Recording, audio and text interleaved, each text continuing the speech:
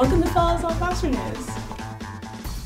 Hey guys, I'm going to be talking about finance reform today. I'm Bonita, and I'm a former foster youth. Right now, finance reform is a really big thing, and whether or not it happens, it's going to affect foster youth in a really big way. Okay, so the current status is this. Foster care gets $7.6 billion from the feds. Most of that money is used to protect maltreated children that have been separated from their families and put into foster care. So the idea for finance reform is to take some of that money from the foster care system and use it to prevent the maltreatment of children. Their idea is to use that money to steer parents away from CPS and towards community-based services, to help them.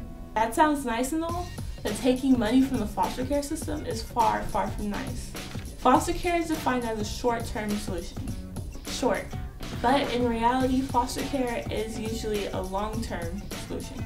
I found that the median time that children stay in foster care in California is 14 months.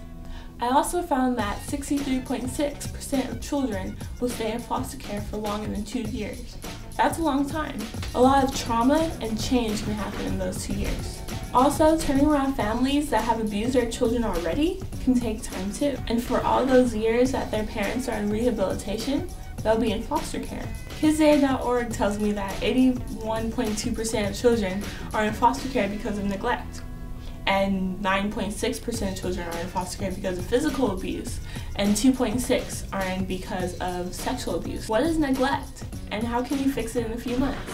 Sometimes you can't. It takes time for a parent or guardian to get back on their feet, and the parent or guardian has to be willing to get back on their feet too. If children are going to be in foster care for a really long time, we should keep the money in foster care. So I'm not saying that focusing on prevention is a bad idea. I'm just saying that you shouldn't take money from the foster care system.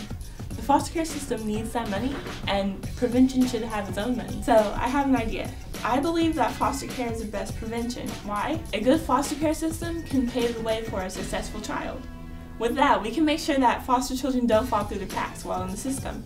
That $7.6 billion should be used correctly to give way to a great foster care system. We can start saving this generation so that the next generation doesn't have to go through maltreatment. This is a fight between foster care and families. I choose foster care, and if we do that right, it can be family too.